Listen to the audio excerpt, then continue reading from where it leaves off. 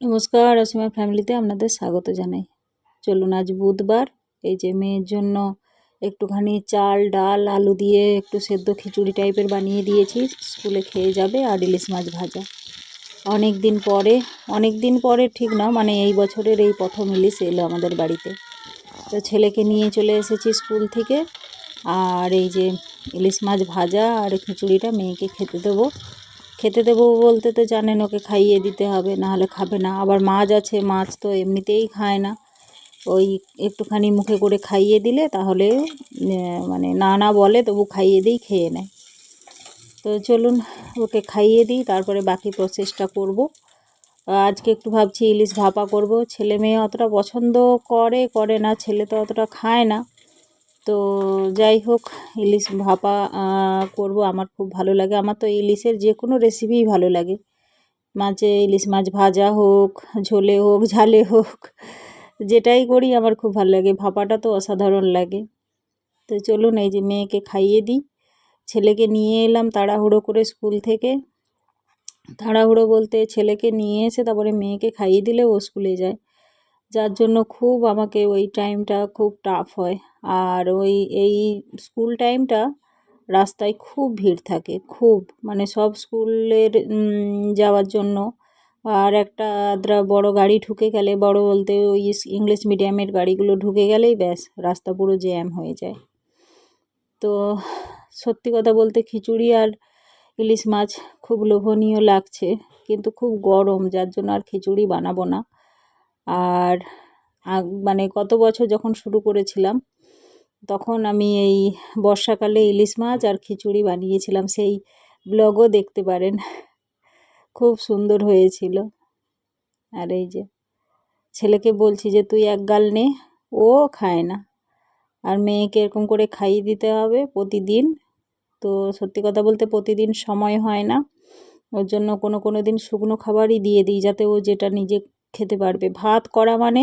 ভাত বা খিচুড়ি করা মানে আমাকে খাইয়ে দিতে হবে, না হলে ও খাবে না, চলে যাবে। তো বললো যে মা খিচুড়িটা ভালো লাগছে, তো আরও একটুখানি আছে। তো আমি বললাম যে তাহলে তোর টিফিনে দিয়ে দেবো স্কুলের।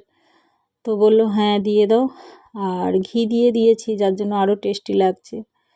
তো ওকে কিছুটা দিয়ে দিলাম।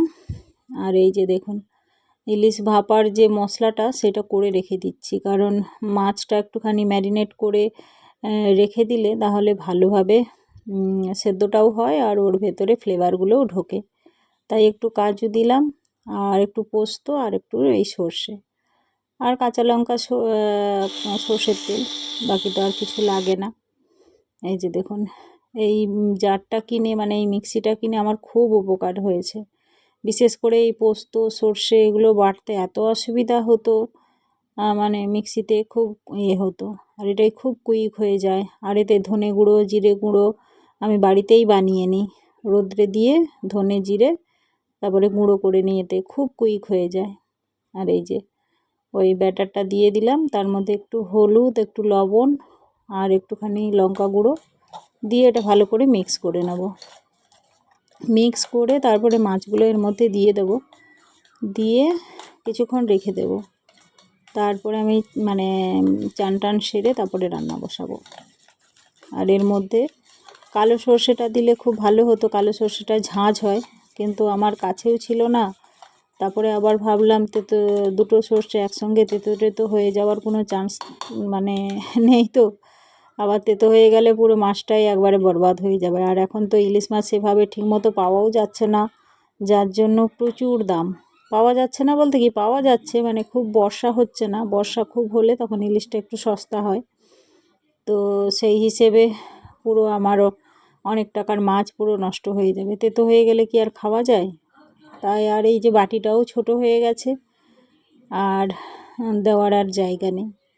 তো যাই হোক, ছেলে মেয়ে তো খাবে কিনা ঠিক নেই, তো এইভাবেই এই করে দিলাম। আর একটুখানি এই যে জল মিশিয়ে পুরো রেডি করে দিয়েছি। এবারে কাঁচা লঙ্কাগুলো দিয়ে দেবো আর সর্ষের তেল দিয়ে দেবো, বাকি আর তো কিছু দেওয়ার নেই। এবারে শুধু ভাপে বসাবো। এগুলো করে আমি চলে যাব চান করতে। চান করে তারপরে পুজো করে তারপরে রান্নাটা বসাবো। এই যে কিছুক্ষণ টাইম এটা ম্যারিনেট হয়ে থাকলো, এতে অনেকটাই মানে ফ্লেভারগুলো ওর ভেতরে ঠিকমতো ঢুকে যাবে আর ভালোভাবে মানে সেদ্ধ হয়ে গেলে তখন এটাও হবে। তো চলুন, আমি চান টান করে পুজো টুজো সেরে চলে এসেছি। আর এদিকে ভাতও বসিয়ে দিয়েছি, আর এদিকে শুধু ভাবলাম যে ইলিশ মাছটা কি করব। তো মুড়োটা ভাজছিলাম তখন, আর একটা লেজটা বেশি হয়ে গেছে, এর মধ্যে দেওয়ার জায়গা নেই, তাই লেজটা দিলাম না। লেজটা ভেজে নেব, মানে লেজা যেটা বলে সেটা ভেজে নেব। আর একটুখানি ভাবলাম ঢ্যাঁড়স পোস্ত করব, কারণ আর সবজি বলতে সেভাবেও কিছু ছিলও না, আর এমনি বাচ্চারাও তো জানেন খেতে চায় না। তো এইদিকে আমি ঢ্যাঁড়স পোস্তটা বসিয়ে দেব। আর এইভাবে অ্যাকচুয়ালি আমার কাছে আর কিছু নেই দেওয়ার মতো, তো এটা পুরো ঢাকা হয়ে গেছে, তো এর মধ্যে হয়ে যাবে। আর অল্প একটুখানি করব ঢ্যাঁড়স পোস্ত, কারণ ছেলে মেয়ে খাবে কিনা ঠিক নেই, ওরা মন তোলা, কোনো দিন যদি মন করে খায়, কোনো দিন আবার খায় না। এই যে ঢ্যাঁড়স পোস্তটা এবারে তুলে দেব। অল্প কটাই ঢ্যাঁড়স নিয়েছি। মেয়ে আবার ঢ্যাঁড়স ভাজা খেতে ভালোবাসে, আবার তরকারি খেতে ভালোবাসে না, আর ছেলে তো খায় না। আগে যখন একদম ছোট ছিল তখন তবু ওর বাবা ভাতের সঙ্গে মেখে টেখে দিয়ে দিত, খেয়ে নিত। এখন আবার অনেকটা বড় হয়ে গেছে, ভাতের মধ্যে মেখে দিলেও বুঝতে পেরে যায়, তখন মুখ থেকে কী দিয়েছো বলে বের করে দেয়।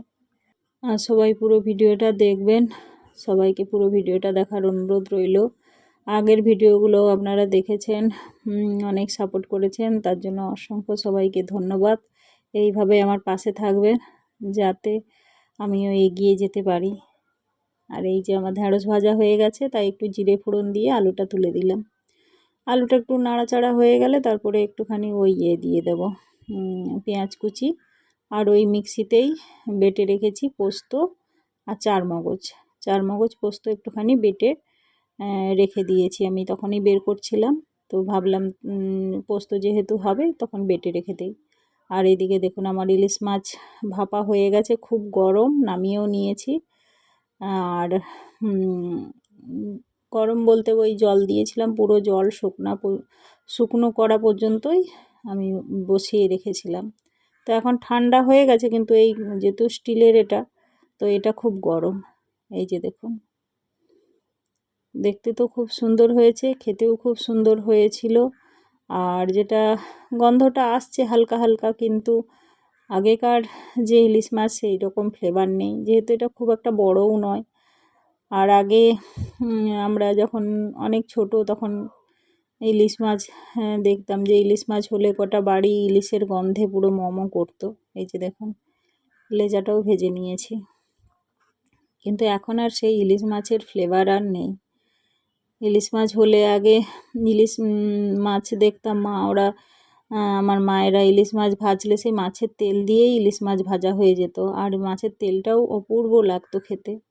এখন তো ইলিশ মাছ ভাজলে তেল তো বেরোয় না, আরও তেল দিয়ে ভাজতে হয়।